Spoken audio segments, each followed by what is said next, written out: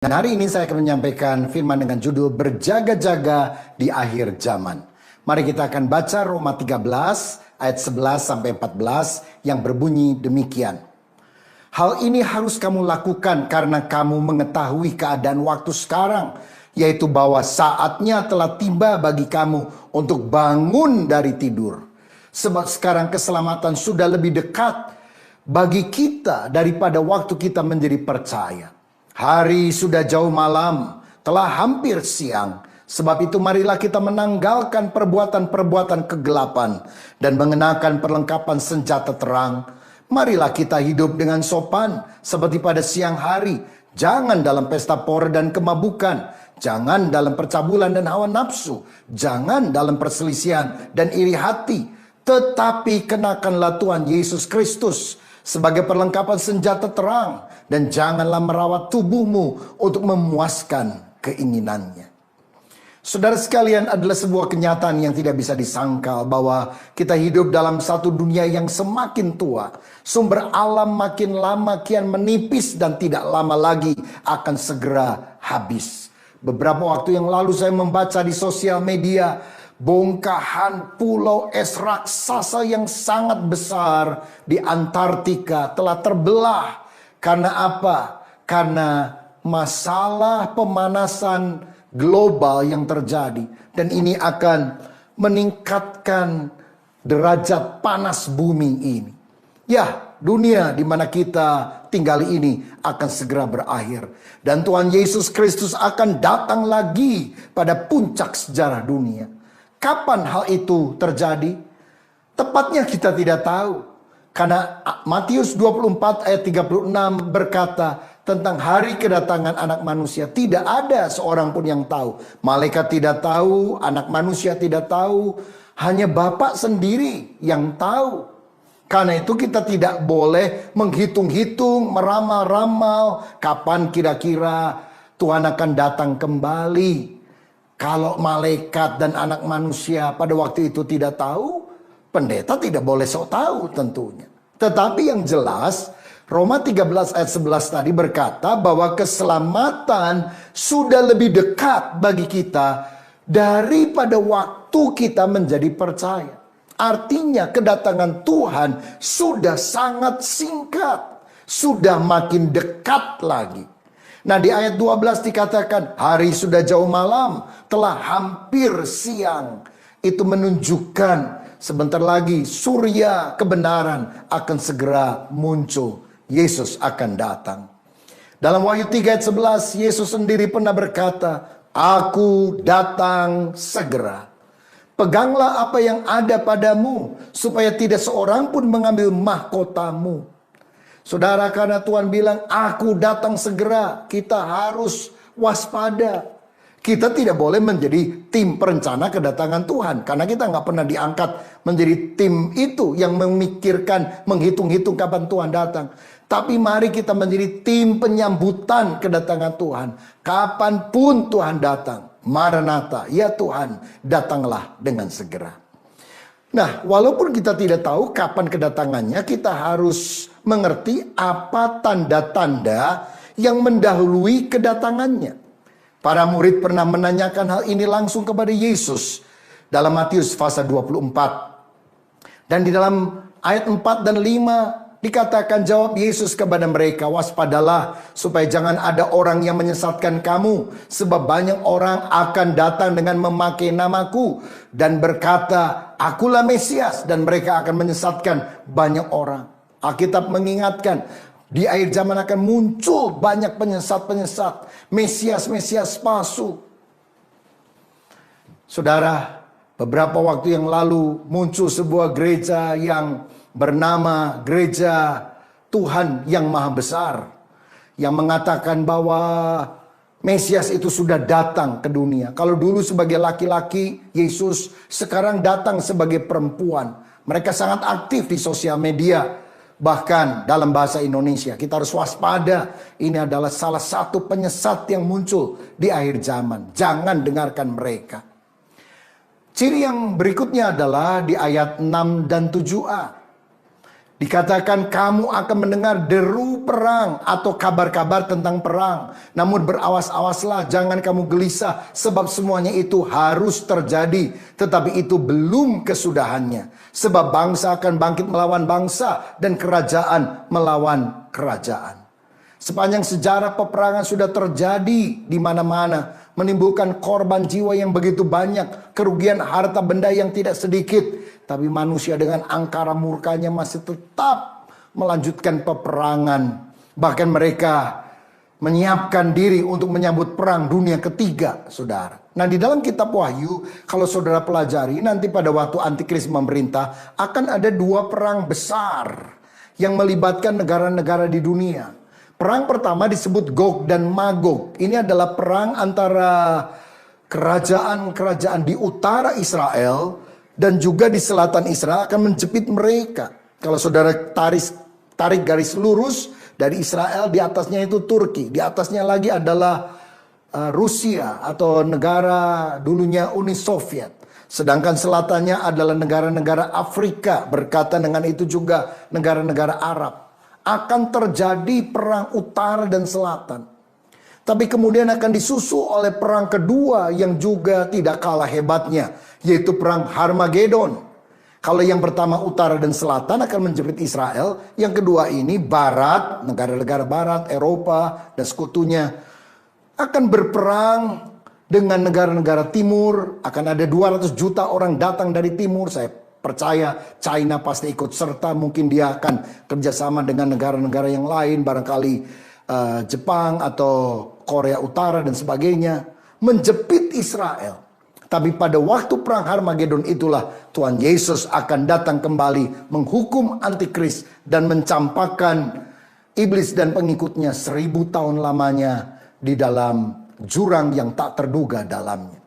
Peperangan itu sudah terjadi dan akan terjadi lagi dalam skala yang lebih besar. Ini merupakan tanda kedatangan Kristus. Tanda yang ketiga adalah ayat 7b, akan ada kelaparan dan gempa bumi di berbagai tempat. Kelaparan menghantui banyak umat manusia hari-hari ini. Karena itulah di Indonesia Presiden Jokowi membuka banyak lumbung pangan di mana-mana, menggerakkan orang-orang untuk mulai bercocok tanam. Tahukah saudara, menurut Persatuan Bangsa-Bangsa, setiap malam diperkirakan ada 100 juta anak kecil yang tidur dengan perut kosong. Dan setiap tahun diperkirakan ada 12 juta bayi yang mati karena kelaparan. Ini sesuatu yang menyedihkan.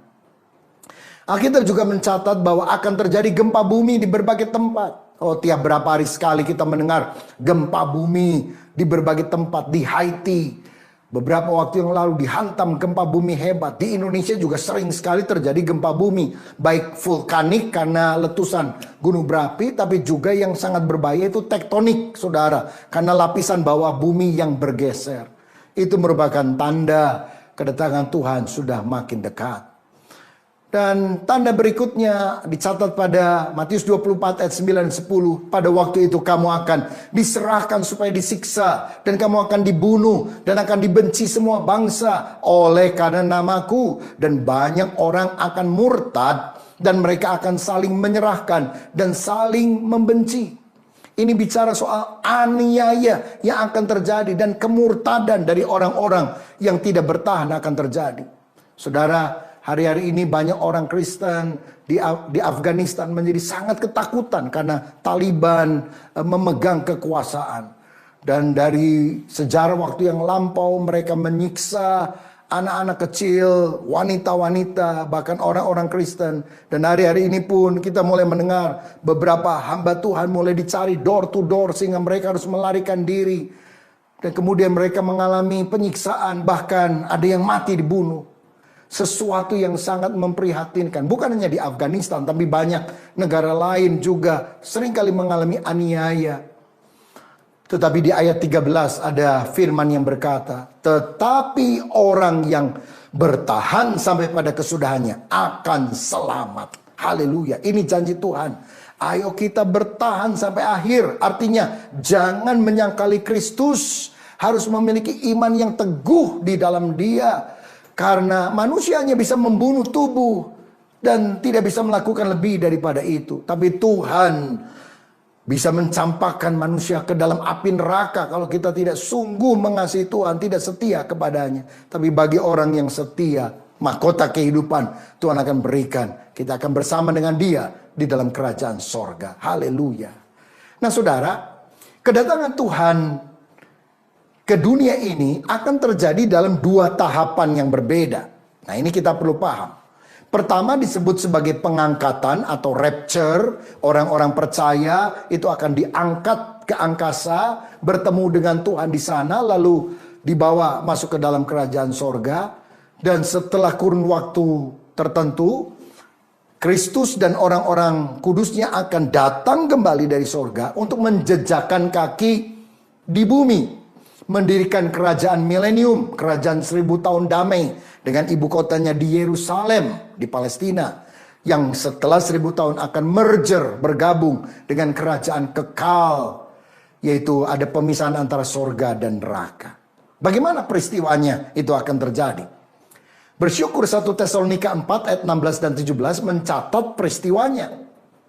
Dikatakan, sebab pada waktu tanda diberi, yaitu pada waktu penghulu malaikat berseru dan sangkakala Allah berbunyi, maka Tuhan sendiri akan turun dari sorga. Dan mereka yang mati dalam Kristus akan lebih dahulu bangkit. Sesudah itu kita yang hidup, yang masih tinggal, akan diangkat bersama-sama dengan mereka dalam awan menyongsong Tuhan di angkasa. Demikianlah kita akan selama-lamanya bersama-sama dengan Tuhan. Nah kita bilang pertama, penghulu malaikat akan berseru. Ya kita berkata Mikael adalah penghulu malaikat. Dia akan berseru, saya nggak tahu seruannya apa. Mungkin dia teriak, Tuhan datang. Lalu sangkakala Allah berbunyi, tut. Mungkin suaranya seperti itu. Ya, pasti bukan terererereret. Yang datang si Unyil, bukan Tuhan kalau suaranya begitu saudara. Nah tetapi setelah sangkakala Allah berbunyi, Yesus akan turun dari sorga. Lalu orang yang mati di dalam Kristus itu akan dibangkitkan. Kubur-kubur akan terbelah. Orang yang sudah mati akan bangkit mengenakan tubuh kebangkitan. Tubuh seperti yang dimiliki oleh Yesus setelah dia bangkit juga dari antara orang mati. Dan bagaimana dengan orang percaya? Kalau saya dan saudara masih hidup pada hari kedatangan Tuhan, kita tidak akan pernah mati sampai selama-lamanya. Wow, ini luar biasa.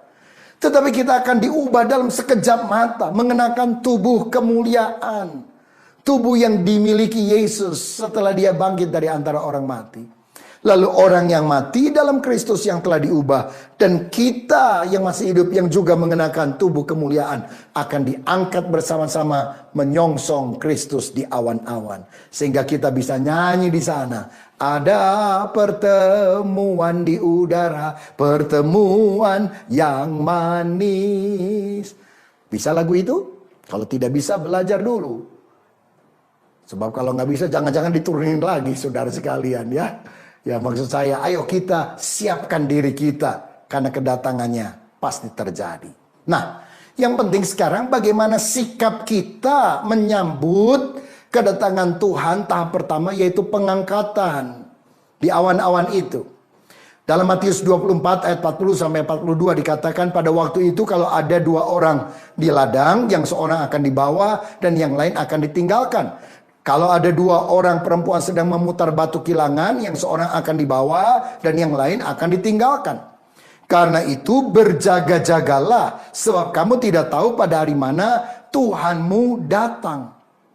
Apa yang kita harus lakukan menjelang kedatangannya yang makin dekat? Kata kuncinya, berjaga-jaga.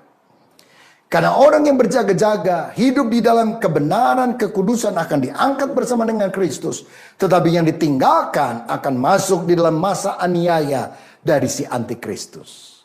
Nah, kapan Yesus akan datang? Ini banyak tafsiran yang berbeda paham. Ada yang bilang pengangkatan akan terjadi di awal masa aniaya, pre-tribulation. Ada yang bilang di tengah masa aniaya, setelah antikris memerintah dulu 3,5 tahun dari 7 tahun masa dia memerintah. Ini disebut mid-tribulation. Tapi ada juga yang berkata post tribulation. Pengangkatan akan terjadi di akhir masa aniaya. Saudara-saudara, yang penting adalah kita ini menyiapkan diri untuk diangkat. Jangan bertengkar sebelum aniaya, di tengah aniaya, di akhir masa aniaya. Oh, ribut, malah nggak diangkat, nanti repot. Saudara sekalian, karena itu mari kita penekanannya bukan mencari-cari kapan sih waktunya Tuhan datang, kapan sih waktunya pengangkatan. Tapi bagaimana sikap kita menjelang pengangkatan itu. Itu yang paling penting. Dan Alkitab mengucapkan hal ini, berjaga-jagalah. Lukas 21 ayat 34 sampai 36 berkata demikian. Jagalah dirimu supaya hatimu jangan syarat oleh pesta pora dan kemabukan serta kepentingan-kepentingan duniawi. Dan supaya hari Tuhan jangan dengan tiba-tiba jatuh ke atas dirimu seperti suatu jerat. Sebab ia akan menimpa semua penduduk bumi ini. Berjaga-jagalah senantiasa sambil berdoa. Supaya kamu beroleh kekuatan untuk luput dari semua yang akan terjadi itu. Dan supaya kamu tahan berdiri di hadapan anak manusia. Haleluya. Jadi kata kunci yang kita harus pegang baik-baik, sikap hidup di akhir zaman adalah berjaga-jaga. Nah, menurut Kamus Bahasa Indonesia, berjaga-jaga itu pertama artinya bersiap sedia, waspada, berhati-hati. Tapi kata kedua, untuk memahami berjaga-jaga adalah tidak tidur semalam suntuk. Berjaga-jaga artinya terjaga, bangun, tidak tidur. Dan inilah yang dikatakan dalam Roma 13 ayat 11 tadi. Bahwa saatnya telah tiba bagi kamu untuk bangun dari tidur. Saudara, kita tidak boleh tertidur secara rohani. Harus bangun, wake up, sadar, terjaga. Sebab orang yang tidur tidak sadar apa yang terjadi. Oh, kita sibuk melakukan berbagai hal. Seakan-akan dunia ini akan berlangsung terus sampai selama-lamanya. Tiba-tiba hari Tuhan datang menyergap kita dan kita tidak siap. Bagi orang yang tidak siap, kedatangannya itu seperti pencuri. Tapi bagi orang yang berjaga-jaga, kedatangannya justru seperti mempelai pria yang akan menjemput mempelai wanita. Dan kita akan dibawa di dalam kemuliaan, dalam sukacita yang tak terkatakan. Nah, sekarang apa aplikasinya, penerapan simpel dalam kehidupan kita? Saudara, untuk berjaga-jaga itu ada hal yang harus kita tanggalkan atau buang, yaitu perbuatan kegelapan. Sebaliknya, ada hal yang harus kita lakukan, yaitu mengenakan perlengkapan senjata terang. Apa saja yang kita harus tanggalkan? Ada 3 hal yang saya mau jelaskan berdasarkan ayat tadi. Yang pertama, tanggalkan pesta pora dan kemabukan. Jangan hidup hura-hura seperti orang pada zaman Nuh, seperti orang pada zaman Lot, makan, minum, kawin, mengawinkan. Kawin nggak apa-apa, tapi kalau kawin mengawinkan, kawin mawin artinya nikah cerai, nikah lagi cerai, wah sana sini.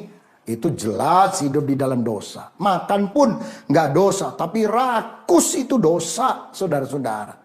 Saudara tahu ada orang yang mati gara-gara lingkar perutnya itu lebih panjang dari tinggi badannya. Mati dia. Istilahnya perutnya meletus, saudara. Makan nggak dosa, tapi jangan rakus, jangan serakah. Saudara tahu 60% orang yang ada di Amerika Serikat dan Eropa itu overweight, kelebihan berat badan. Karenanya mari kita bukan hidup untuk makan, tapi sebaliknya kita makan untuk hidup, tapi hidup kita sendiri digunakan untuk memuliakan Tuhan. Hal kedua yang kita harus tanggalkan adalah percabulan dan hawa nafsu. Ini sesuatu yang sangat tidak berkenan kepada Tuhan. Saudara, pada masa kini percabulan dan hawa nafsu dianggap sesuatu yang biasa, ya. Mau cabul sama lawan jenis, sama sesama jenis, itu dianggap biasa, hak asasi manusia. Oh, ini jelas sekali akan mendatangkan hukuman Tuhan. Seperti kepada orang di zaman Sodom dan Gomora. Karenanya di Roma 13 ayat 14b tadi dikatakan, jangan merawat tubuhmu untuk memuaskan keinginannya.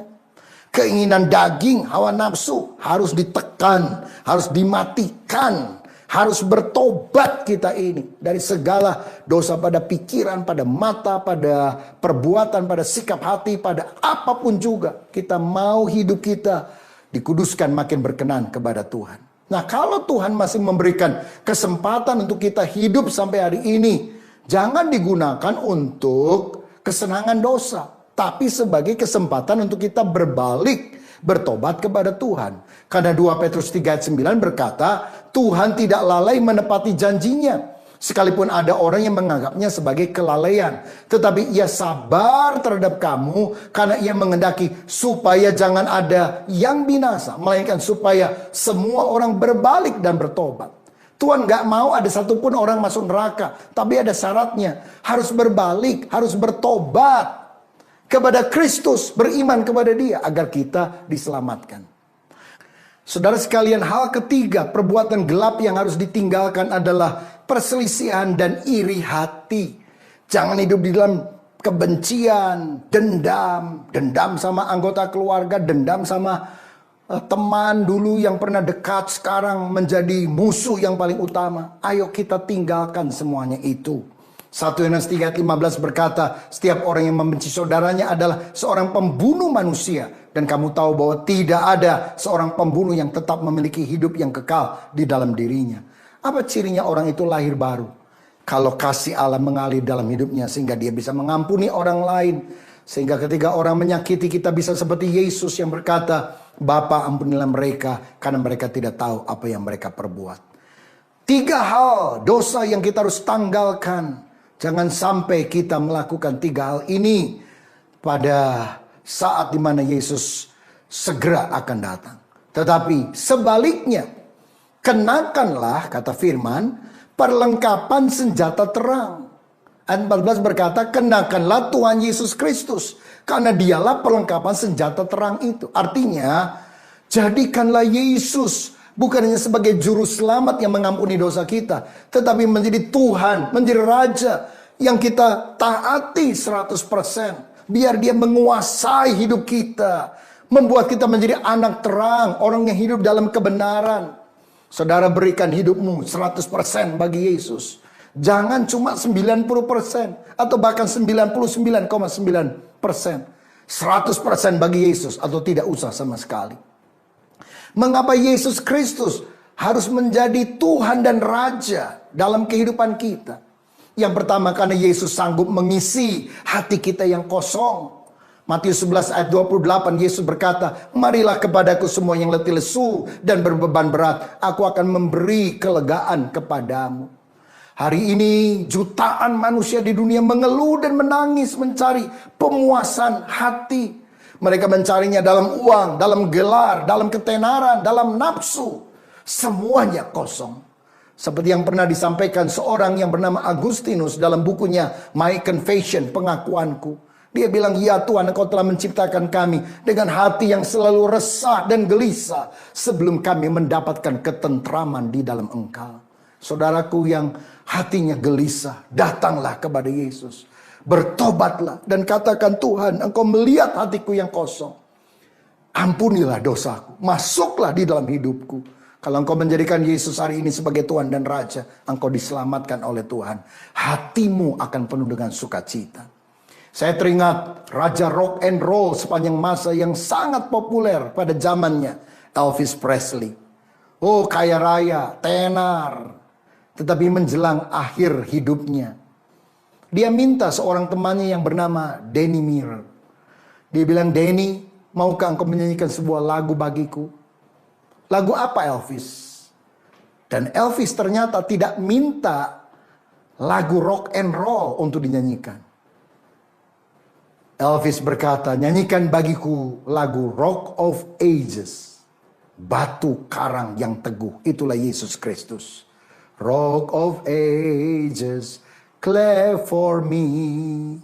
Let me hide myself in thee. Lihat saudara, Raja Rock and Roll menjelang akhir hayatnya, dia justru rindu Rock of Ages, Tuhan Yesus Kristus, menjadi perlindungan kehidupannya. Betapa kita membutuhkan Yesus.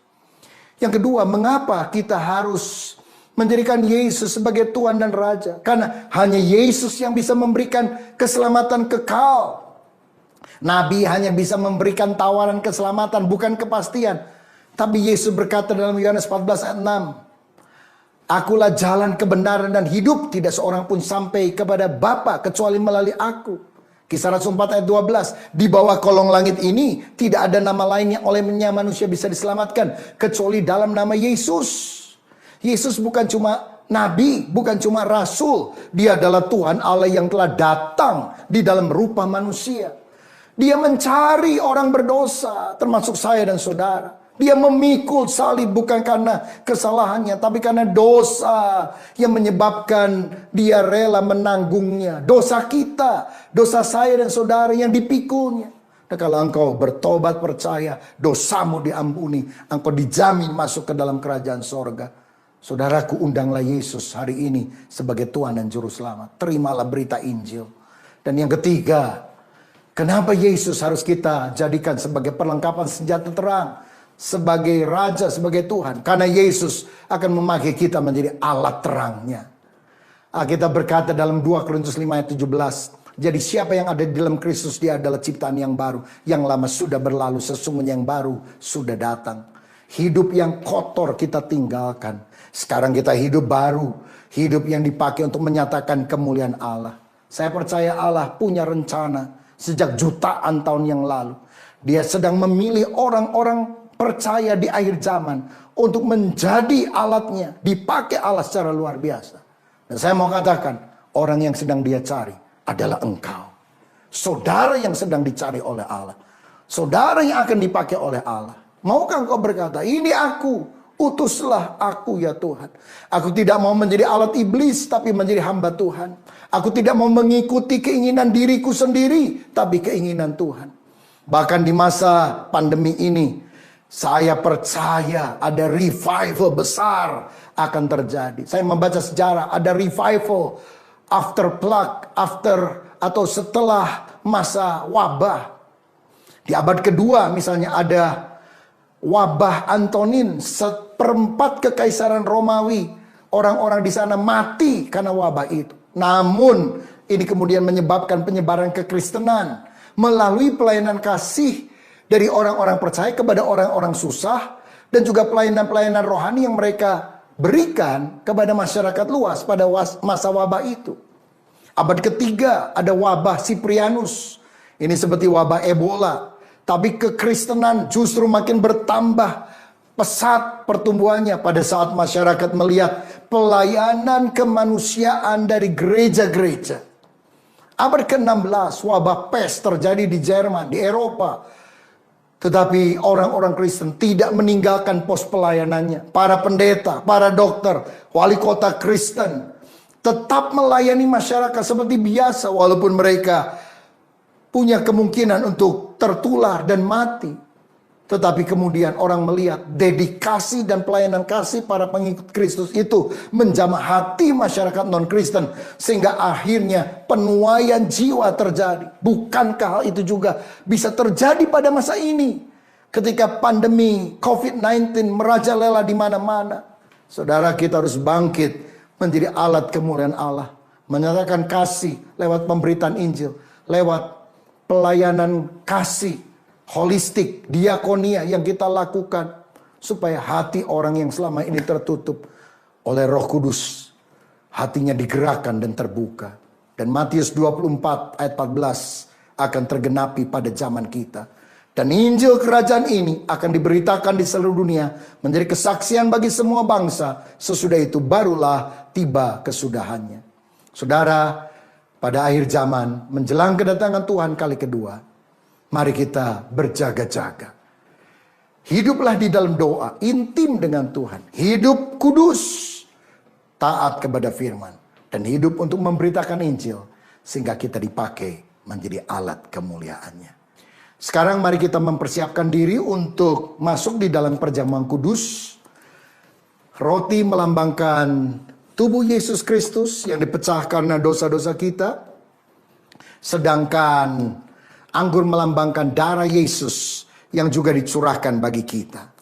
Saudara siapkan roti dan anggur sementara saya membacakan firman Tuhan dari 1 Korintus pasal 11 ayat 23. Sebab apa yang telah kuteruskan kepadamu telah aku terima dari Tuhan, yaitu bahwa Tuhan Yesus pada malam waktu ia diserahkan mengambil roti, dan sesudah itu ia mengucap syukur atasnya. Ia memecah-mecahkannya dan berkata, inilah tubuhku yang diserahkan bagi kamu. Perbuatlah ini menjadi peringatan akan aku. Mari kita siapkan roti di tangan kanan kita.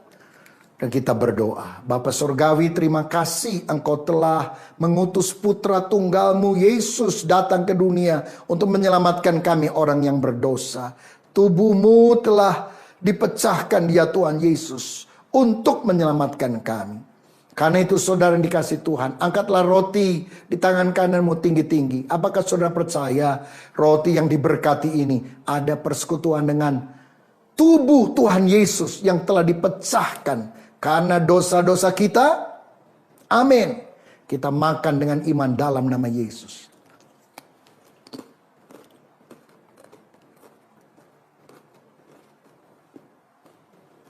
Seperti roti yang bersatu dengan tubuh kita, biarlah roh kita juga selalu bersekutu dengan roh Tuhan. Selanjutnya, 1 Korintus 11 ayat yang ke-25 saya bacakan. Demikian juga ia mengambil cawan sesudah makan lalu berkata, cawan ini adalah perjanjian baru yang dimateraikan oleh darahku. Perbuatlah ini setiap kali kamu meminumnya menjadi peringatan akan aku. Kita siapkan cawan anggur di tangan kanan kita. Percayalah darah Yesus itu menyucikan. Bilur Yesus sanggup menyembuhkan segala penyakit kita. Darahnya berkuasa. Ada kuasa dalam darahnya. Kalau saudara sakit, percaya mujizat masih terjadi saat ini. Bilur Yesus bisa menyembuhkan kita. Memproteksi kita dari segala serangan virus, bakteri atau apapun. Dan kalau kita sakit, kesembuhan masih bisa terjadi. Apakah saudara percaya anggur yang diberkati ada persekutuan dengan darah Tuhan Yesus yang menyucikan kita dari segala dosa? Amin. Kita minum dalam nama Yesus. Terima kasih Tuhan, terima kasih Tuhan, terima kasih. Biar roh kami selalu menyala-nyala, menyambut kedatangan-Mu kembali. Biar kami tidak tertidur secara rohani, tapi berjaga-jaga, siuman, sadar. Karena tidak lama lagi Tuhan akan datang. Biar kami dipakai menjadi alat kemuliaan-Mu di akhir zaman ini. Berkat-Mu atas kami, dalam nama Tuhan Yesus Kristus. Haleluya. Amin. Tuhan Yesus memberkati kita.